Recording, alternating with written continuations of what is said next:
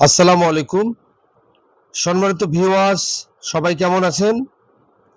আশা করি সবাই ভালো আছেন। আমার ছোট্ট খামারের 3টি গরু আজকে বিক্রি করে দিলাম।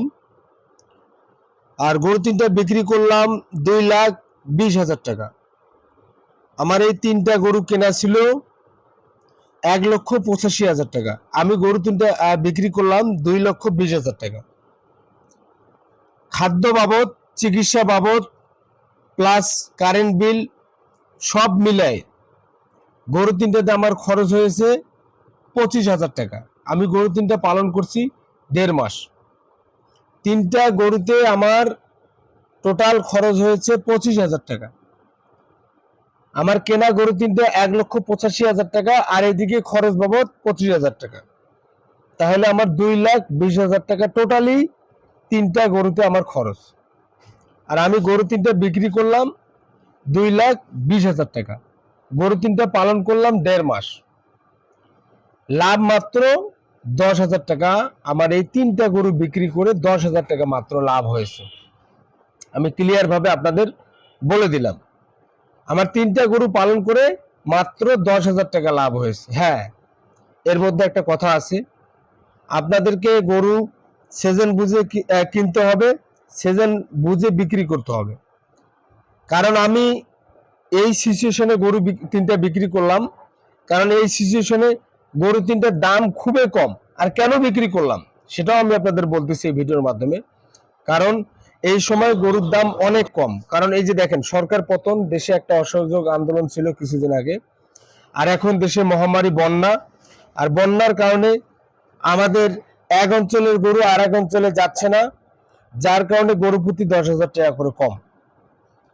আমাদের উত্তরবঙ্গের গরু কিন্তু দেখেন নোয়াখালী, চাঁদপুর, ফেনী, কুমিল্লা, সিলেট এই অঞ্চলগুলোতে যায়। আর এই অঞ্চলগুলোর খামারি যখন আমাদের উত্তরবঙ্গ থেকে গরুগুলো নিয়ে যায়, তখন আমাদের গরুগুলোর দাম আমরা বেশি পাই। আর এখন তারা বন্যায় বাঁচতেছে না, আর গরু কখন কিনবে বলেন আমারে? এই বন্যার কারণে গরুগুলো পার পিস 10,000 টাকা করে কম। আর আমি এই সিচুয়েশনে গরু বিক্রি করার আমার কোনো প্রশ্ন ছিল না, কিন্তু তারপরে বিক্রি করলাম। কেন? আমার শরীরটা কিছুদিন ধরে অসুস্থ, গরুগুলো দেখাশোনা করার জন্য খুবই কষ্টকর হচ্ছে। আর কয়েকদিন ধরে আব্বাই দেখাশোনা করতেছে আমার গরুগুলো। হ্যাঁ, উনিও বয়স্ক মানুষ, বয়স হয়েছে, উনিও গরুগুলো দেখাশোনা করার জন্য একটু ক্লান্তি বোধ করতেছেন। কারণ নিজেকে ভালো না লাগলে ভাই কোনো কিছু কাজ ভালো লাগবে না। আর আমিও চিন্তা ভাবনা করলাম, লাভ লস একটা ব্যবসার অংশ। যাই হোক, টাকাটা বড় ফ্যাক্ট না, বিক্রি করে দিলাম। লস লাভ সীমিত লাভ হয়েছে, তাতে কোনো যায় আসে না। আর আপনারা যারা ইউটিউবের ভিডিও দেখে খামার করেন কিংবা করতে চাচ্ছেন, তাদেরকে বলতেছি, আপনারা বুঝে শুনে জেনে তারপর খামার শুরু করবেন। কারণ ভাই, কিছু কিছু ইউটিউবার আছে, কিছু কিছু খামারি আছে, এরা কিন্তু গোপন তথ্য কখনো দেয় না। গরুতে যদি 10,000 টাকা লস হয়, তারপরেও কিন্তু ওই গরুতে তারা বলে আমার এই গরুটাতে 30,000 টাকা লাভ হয়েছে। এই ধরনের মন্তব্য শুনে আপনারা যারা খামার করেন, লস করেন, তাদেরকে বলতেছি, মানুষের কথায় আপনারা খামার করবেন না। আপনার নিজের অভিজ্ঞতা কাজে লাগাবেন, নিজের ব্রেন বুদ্ধিকে কাজে লাগাবেন, আপনার নিজের যেটা ভালো মনে হবে সেটা করবেন। ঠিক আছে?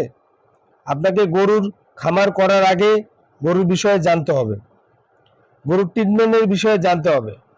ছোটখাটো ট্রিটমেন্টগুলো যেরকম জ্বর, গরু খাচ্ছে না, খাওয়ার রুচি নেই, পেট ফাঁপা, বদহজম, এই বিষয়গুলো আপনাকে জানতে হবে। এগুলো জানে তারপর আপনার খামার করবেন। গরু চিনবেন, কোন জাতের গরুগুলোতে লাভ হয়, কোন জাতের গরুগুলো দ্রুত ফ্যাটেলিং হয়। যারা দুধের গাভী পালন করেন, ভালো মন্দ এগুলো চিনে জেনে তারপর আপনার এক কথায় খামার করবেন। এই ধরনের হ্যাঁ সবগুলো সমস্যা যদি আপনারা নিজেই সলভ করতে পারেন, তাহলে আরো বেটার। আর যারা খামার করবেন একান্তই মন্তব্য করতেছেন, তাদেরকে বলতেছি, অবশ্যই অবশ্যই আপনি 1 মাস কোর্স করবেন, কিংবা 1 মাস গরু বিষয়ে, গরু চিকিৎসার বিষয়ে, খাদ্যের বিষয়ে যারা একটা প্রকৃত আদর্শ ভালো খামারি, তাদের সাথে আপনারা একটু আলোচনা করবেন, বুঝবেন, তারপর খামার করবেন। তা যাই হোক, সবাই ভালো থাকবেন, সুস্থ থাকবেন। আর আমার যারা ভিডিওটা দেখলেন, হ্যাঁ, তারা অবশ্যই সাবস্ক্রাইব করে পাশে থাকবেন।